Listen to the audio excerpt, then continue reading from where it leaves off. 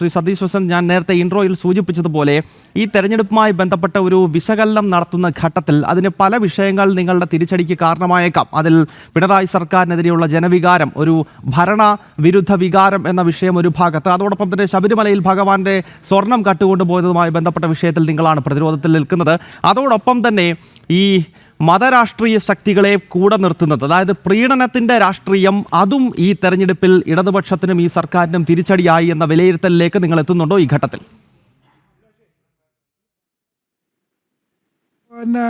തിരഞ്ഞെടുപ്പ് ഫലമല്ല, പക്ഷേ എന്നാലും നമ്മുടെ പരാജയം നമ്മൾ സമ്മതിക്കുന്നു, 100% സമ്മതിക്കുന്നു. അത് ഭരണ പരാജയമാണെന്ന് ഞാൻ പറയില്ല. കാരണം എന്ന് വെച്ചാൽ തദ്ദേശ തെരഞ്ഞെടുപ്പുകൾ എന്ന് വെച്ചാൽ പ്രാദേശികമായ കാര്യങ്ങൾ ചർച്ച ചെയ്യുന്നതാണ് തദ്ദേശ തെരഞ്ഞെടുപ്പ്. ഒരിക്കലും ഒരു നിയമസഭ വരുമ്പോഴത്തേക്ക് നിങ്ങൾ പറഞ്ഞാൽ 100% അത് സമ്മതിക്കാം. ഇപ്പോൾ പാർലമെൻറ്റ് വരുമ്പോഴത്തേക്ക് അതിൻ്റെ ദേശീയ തലത്തിലുള്ള ഒരു വിശകലനം ചെയ്യാം. പക്ഷേ ഇവിടെ സംഭവിച്ചതെന്ന് പറയുന്നത് നിങ്ങൾ പറഞ്ഞ പോലെ പ്രാദേശിക വിഷയങ്ങൾ, അതുപോലെ തന്നെ ശബരിമല വിഷയം ഒരു അടി നമുക്ക് വന്നിട്ടുണ്ട്, ഇല്ലയെന്നൊന്നും പറയുന്നില്ല. അത് സമ്മതിച്ചുകൊണ്ട് തന്നെ നമ്മൾ പറഞ്ഞു. നിങ്ങൾ പറഞ്ഞ പോലെ വർഗീയ ശക്തികൾ എന്ന് നമ്മൾ കൂട്ടുപിടിച്ചിട്ടൊന്നുമില്ല. വർഗീയ ശക്തികൾ നമ്മൾ എന്തിനാണ് കൂട്ടുപിടിക്കുന്നത്? അങ്ങനെ വർഗീയ ശക്തികളെ കൂട്ടുപിടിച്ചുകൊണ്ട് ഇത് വേണ്ടെന്നുള്ള ബഹുമാനപ്പെട്ട മുഖ്യമന്ത്രി അതുപോലെ ഇടതുപക്ഷത്തിൻ്റെ ഒരു മുഖമുദ്രയാണ്. നേരത്തെ നിങ്ങൾ ബഹുമാനപ്പെട്ട മുഖ്യമന്ത്രി ഒരാഴ്ചയ്ക്ക് മുമ്പ് നിങ്ങൾക്കറിയാമല്ലോ, ഇലക്ഷന് മുമ്പേ പറഞ്ഞല്ലോ, ഈ വർഗീയ ശക്തികൾ, മുസ്ലിം വർഗീയ ശക്തികളായിട്ട് നമ്മൾക്ക് സംസാരിക്കുന്നത് നമുക്ക് നിങ്ങളെ വോട്ട് വേണ്ട, നമുക്ക് ആ വോട്ട് വേണ്ട, നമ്മൾ അത് സംസാരിക്കാമെന്ന്, നിങ്ങളെ സപ്പോർട്ട് വേണ്ട. എവിടെയെങ്കിലും സപ്പോർട്ട് ഉണ്ടായിട്ട് നിങ്ങൾ പറയൂ? ഇല്ലല്ലോ. അപ്പം ഇടതുപക്ഷത്തിന് അങ്ങനെ ഒരു ഭരണവികാരം എന്ന് ഞാൻ പറയില്ല, പക്ഷേ ചില പ്രാദേശിക കാര്യങ്ങൾ നമുക്ക് തിരിച്ചടിയായിട്ടുണ്ട്. അത് വിശകലനം ചെയ്യുമ്പോൾ ഭീകരശക്തികളുമായി ആ സഖ്യം ഉണ്ടാക്കിയിട്ടില്ല എന്നൊക്കെ എങ്ങനെയാണ് പറയാൻ സാധിക്കുന്നത്? PDP-യുമായിട്ട് നിങ്ങൾക്ക് സഖ്യം ഉണ്ടായിട്ടുണ്ട്. PDP-യുമായിട്ട് സഖ്യം ഉണ്ടായിട്ടില്ലേ? PDP സഖ്യം ഉണ്ടായിട്ടില്ലേ CPM-ന്? ഒരിക്കലും ഞാൻ പറഞ്ഞില്ലേ, 2009 ലോക്സഭാ തെരഞ്ഞെടുപ്പിൽ PDP-യുമായി സഖ്യം ഉണ്ടാക്കിയിട്ടില്ലേ? നമ്മളല്ല പാസ്റ്റ്, നമ്മൾ ഇപ്പോഴത്തെ ഇത് പറയാം, തദ്ദേശ തെരഞ്ഞെടുപ്പിൽ PDP ആയിട്ടോ അല്ലെങ്കിൽ SDP ആയിട്ടോ അല്ലെങ്കിൽ മറ്റ് വർഗീയ ശക്തികളായിട്ടോ നമ്മൾ ഒരു കൂട്ടുകൂടിയിട്ടില്ല. ഈ കഴിഞ്ഞ ഉപതെരഞ്ഞെടുപ്പിൽ, മലപ്പുറം ജില്ലയിൽ നടന്ന കഴിഞ്ഞ ഉപതെരഞ്ഞെടുപ്പിൽ PDP-യുടെ പിന്തുണ കൃത്യമായിട്ട് തന്നെ ഒരു ഇലക്ഷൻ സമയത്ത് ഒരു സമൂഹം, ആ സമൂഹം നമുക്ക് പിന്തുണ വേണമെന്ന് പറയുമ്പോഴത്തേക്ക് നമുക്ക് വേണ്ടതാണ്. പക്ഷേ ഈ പ്രാവശ്യത്തെ തദ്ദേശ തെരഞ്ഞെടുപ്പിൽ ഒരു കാരണവശാലും ഒരു മത രാഷ്ട്രീയത്തിൻ്റെയും ഇത് വേണ്ടെന്ന് പറഞ്ഞുകൊണ്ട് തന്നെ ഇടതുപക്ഷം പോയിട്ടുള്ളത് ഒരു സംശയമില്ല. ഞാൻ പറഞ്ഞില്ലേ, ഒരു കാരണവശാലും ഞാൻ പറഞ്ഞില്ലേ, ചില പ്രാദേശിക കാര്യങ്ങൾ ഈ ഇതിന് വന്നിട്ടുണ്ട്, ഇല്ലയെന്നൊന്നും ഞാൻ പറയുന്നില്ല.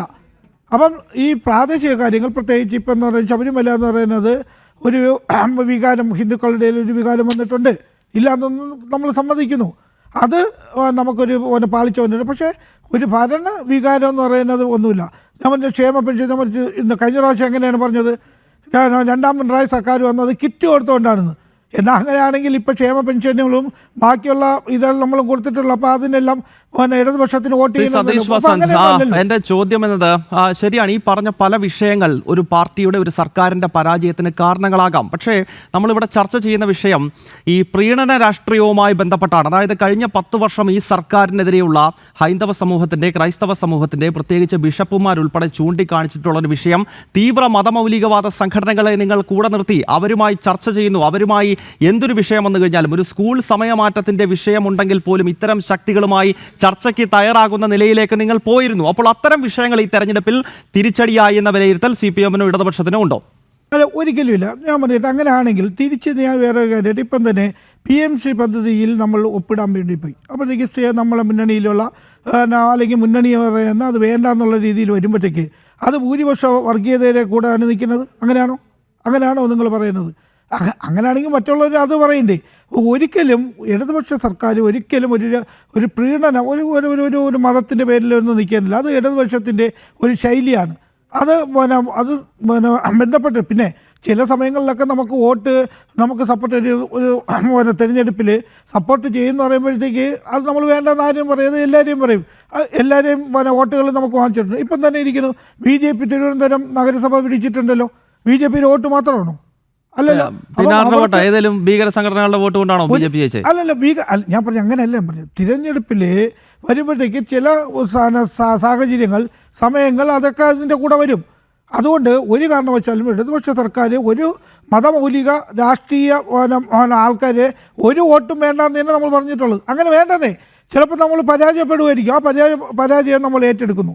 അങ്ങനത്തെ ഒരു മതമൗലികമാരും അങ്ങനെയുള്ള സംവിധാനങ്ങളുമായിട്ട് കൊണ്ടുപോകുന്നത് ശരിയല്ല. ഇടതുപക്ഷത്തിനത് യോജിച്ചല്ല.